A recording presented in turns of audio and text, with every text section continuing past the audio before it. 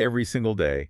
You walk into this little metal box, the door slides shut, and you basically trust a series of hidden cables to suspend you, I don't know, 50, maybe 100 feet in the air. Yeah, it's a huge leap of faith, really. It is. We treat elevators like these magical teleportation devices. You just press a glowing button and the box takes you home. Right, exactly. But when you actually peek behind the curtain of how these machines are maintained in modern residential buildings, that magic starts looking like a pretty terrifying game of roulette. It really does. And, that is the paradox of modern convenience. The more reliable a piece of engineering seems on the surface, the more we tend to just neglect it underneath. The physics of it, the heavy mechanics, all those strict compliance protocols, it all just remains completely invisible to the passenger, right? Up until the exact moment the box stops between floors. Oh, man. Yeah.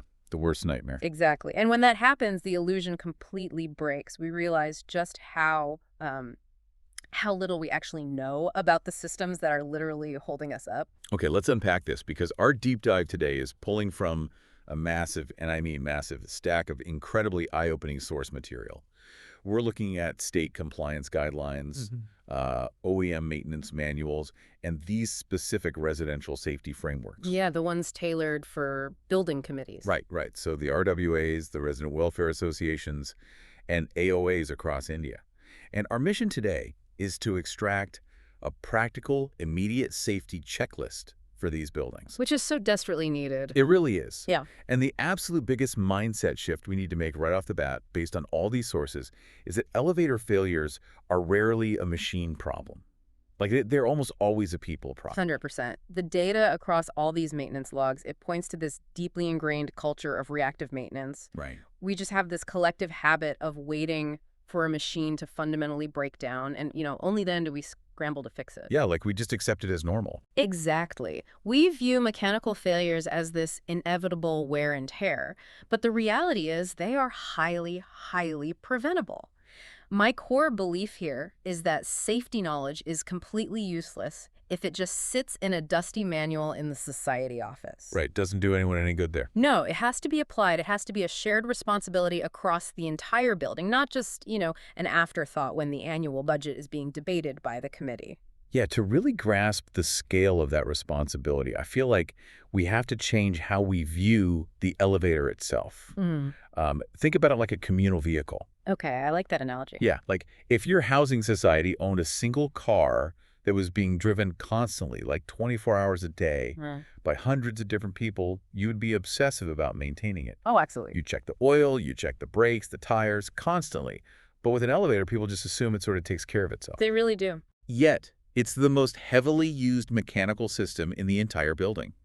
Think about the daily traffic, right? You've got seniors going for morning walks, kids rushing to school, domestic help coming and going. Delivery personnel. Yes, a constant, never-ending stream of food and package deliveries.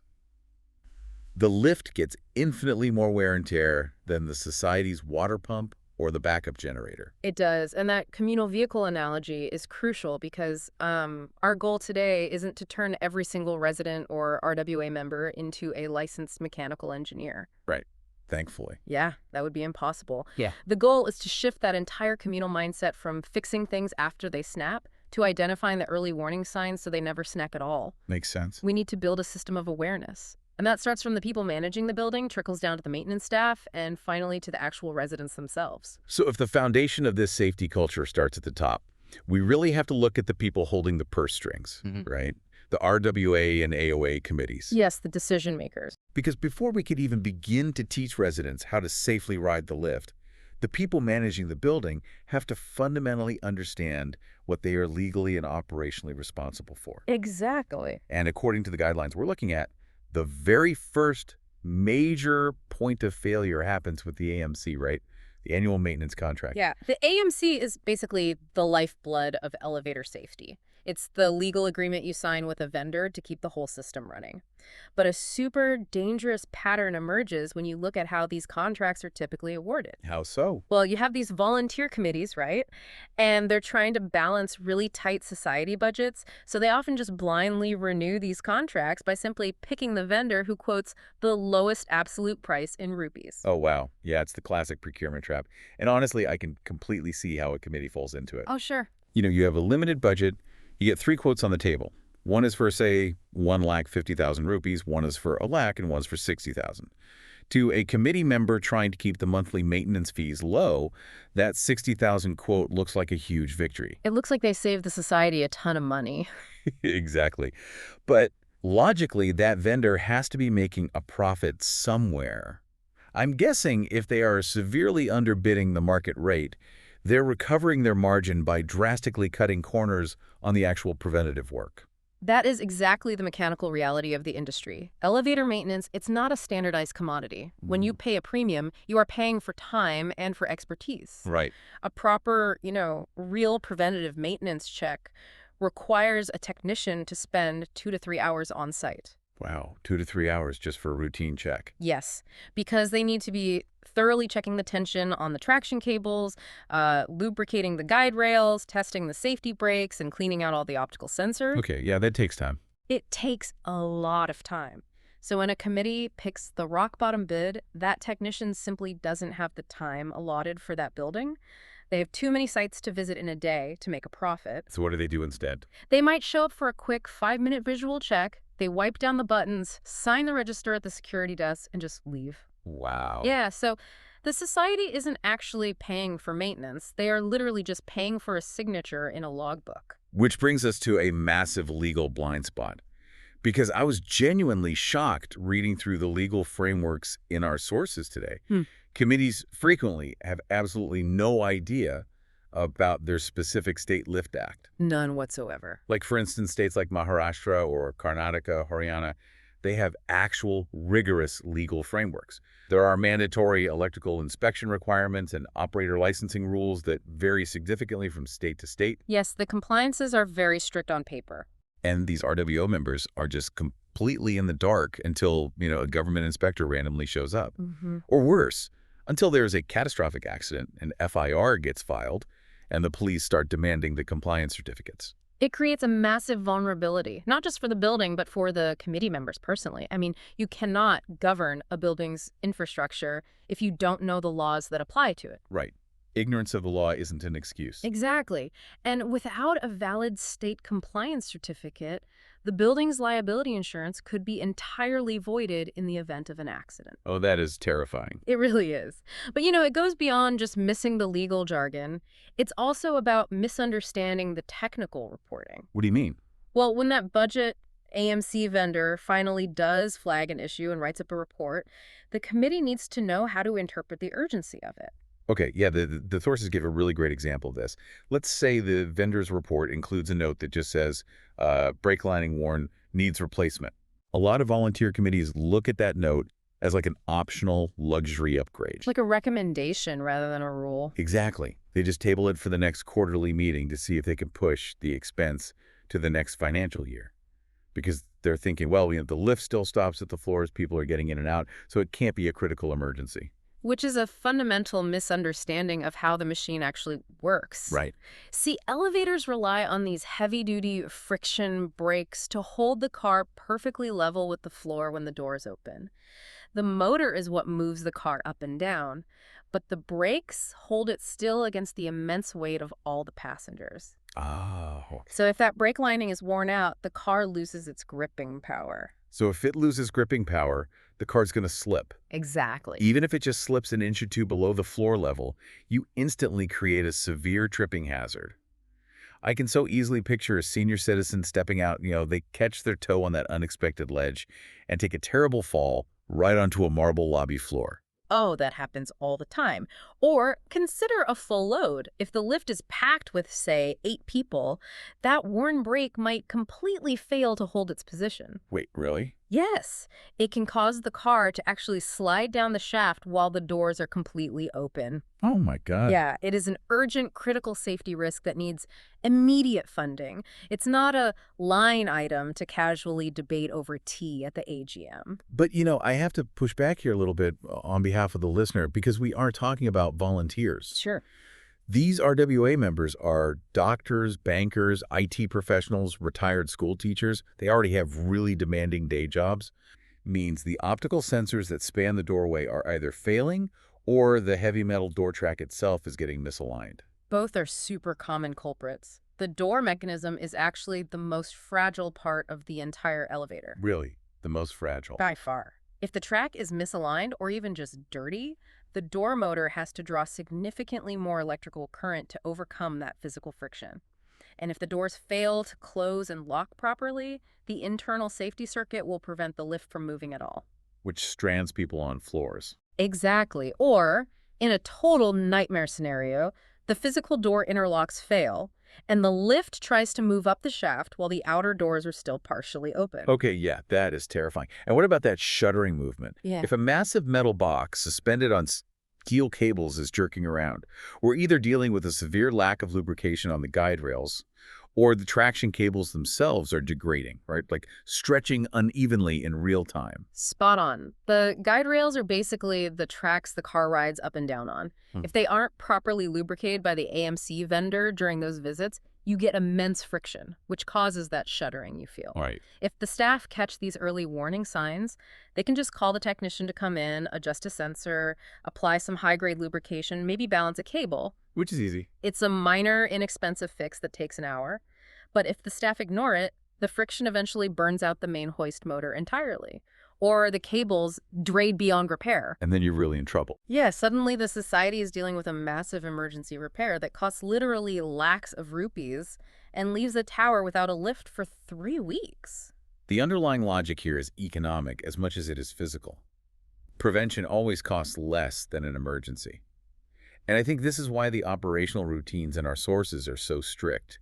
You can't just have security guards doing random checks whenever they happen to feel like it. No, not at all. The procedures must be categorized into a really strict rhythm. Weekly, monthly, quarterly, and annual checks. You don't need to inspect the heavy traction cables every single week, but someone absolutely must check the door sensors, the intercom, and the machine room temperature every 7 days. That rhythm of safety is what prevents the small anomalies from snowballing into catastrophic failures. So we've built a pretty solid foundation here. We have an informed committee buying the correct AMC and assuring legal compliance. Yep. We have vigilant maintenance staff listening for the engine rattles.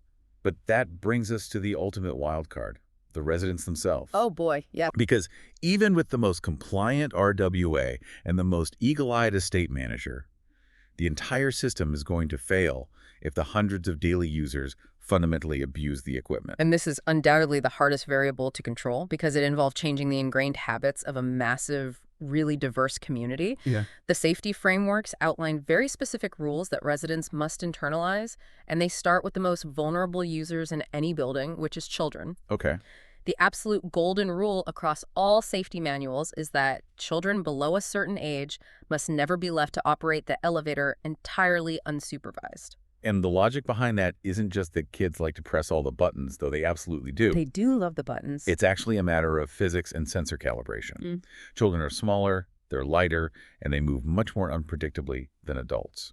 The optical sensor beams that span the doorway, they're usually calibrated for adult heights and normal walking speeds.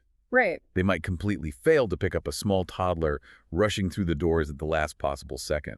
That is the physical danger, absolutely. But the psychological danger is that if the lift stalls due to, say, a minor power fluctuation, a child just does not have the emotional regulation to handle being trapped in a dark box. Oh, definitely not. They panic, right, which can lead to severe trauma, or they might try to force the doors open from the inside, which is incredibly dangerous.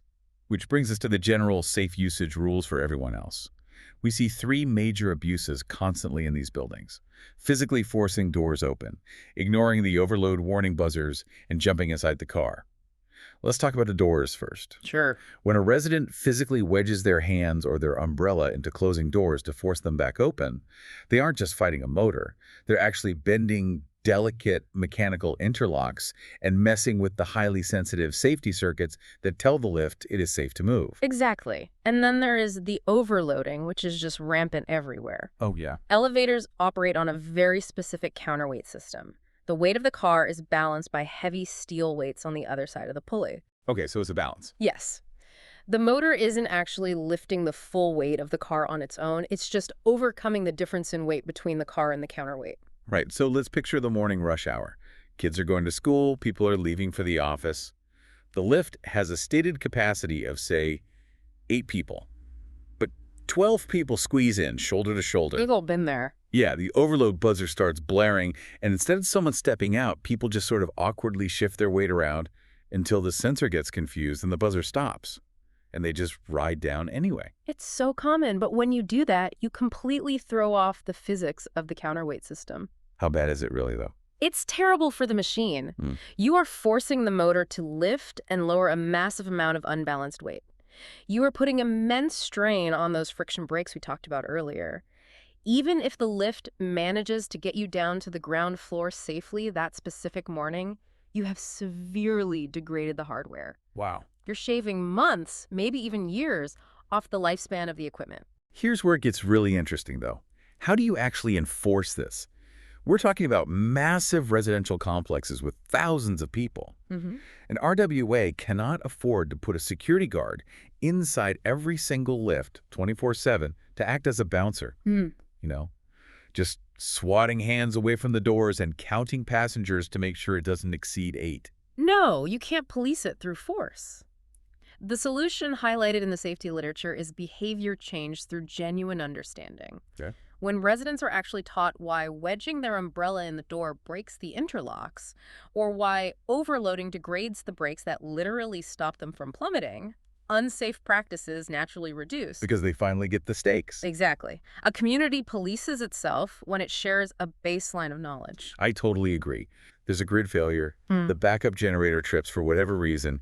You are stuck in a metal box suspended in a pitch-dark shaft. Awful. The intercom is dead, and the faded sticker on the wall has a phone number that goes to a disconnected line. Every single resident listening to this should walk into their lift today and literally test the emergency systems. They absolutely should. Press the intercom button.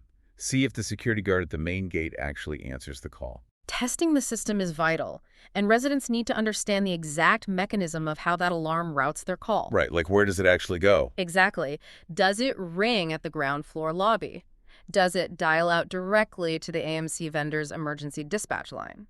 Just knowing how the rescue mechanism functions reduces passenger panic dramatically if an entrapment actually happens. Okay, so we've built a fantastic comprehensive checklist here. The committee's informed about the laws, the FIR risks, and how to evaluate an AMC properly. Yes. The facility staff knows the physical warning signs and the rhythm of maintenance. The residents understand the physics of overloading and how to actually use the emergency intercoms. It's a great foundation. But the final hurdle is execution. Always is. How does a cash-strapped volunteer-run RWA actually implement this massive training program for hundreds of residents and staff? Hiring private engineering consultants to run workshops would cost a fortune. It would be prohibitively expensive, for sure. But our sources revealed this brilliant, vastly underutilized resource built right into the industry. Okay, what is it? The OEMs. The original equipment manufacturers, meaning the massive global elevator companies that actually build and install these machines. They often have dedicated CSR or corporate social responsibility budgets. Okay, wait, so what does this all mean for the building? Under Indian corporate law, large companies have to allocate a certain percentage of their profits to CSR initiatives. Are you saying these elevator manufacturers take those mandatory CSR funds and specifically earmark them for community outreach and safety awareness in the buildings where their lifts operate? Exactly. That is exactly what they do. These OEMs have teams ready to provide expert-led, highly interactive Q&A sessions right there in your building's clubhouse or lobby. That's amazing. They bring in their technical experts, they gather the residents, the staff, and the committee, and they allow them to ask questions specifically tailored to their exact elevator make and model. And to get this, committees simply need to ask their AMC vendor or the OEM's regional team to schedule this training during routine service visits or contract renewals. Many offer it, but societies just don't know the resource exists, so they never ask. That is an incredible hack. We literally just have to ask the elevator company to teach us, and they will do it for free. Pretty much, yeah. But what is the corporate logic there? Why would a massive multinational OEM spend their time and resources doing free workshops for a random residential society? If we connect this to the bigger picture, it is a perfect corporate win-win dynamic. When residents use the equipment properly and when the maintenance staff catch issues early, the equipment breaks down far less frequently. Okay, making it cheaper for the company to maintain. Exactly. For the OEM, fewer breakdowns mean their maintenance contracts are more profitable because they aren't sending emergency technicians out at 2 in the morning. It drastically reduces their legal liability and protects them from the devastating bad PR of an accident. That makes total sense. And by offering this training, the manufacturer builds immense brand trust and goodwill within the community, which practically guarantees the society will just renew their expensive maintenance contract next year. Elevator safety is, without a doubt, a shared, continuous responsibility across the entire ecosystem of a building. Yep. It's not just about wires, pulleys, and friction brakes holding a box in the air. It's about informed committees making smart, legally compliant financial decisions. Absolutely. It's about trained staff having the mechanical awareness to catch the subtle rattles and shuddering cables. It's about aware residents respecting the physical weight limits of the machine and keeping their kids safe. What other invisible automated systems in our modern smart buildings are we taking completely for granted until the very day they fail us? That is a very good question to ask before your next society committee meeting. Something to think about the next time you press that glowing button.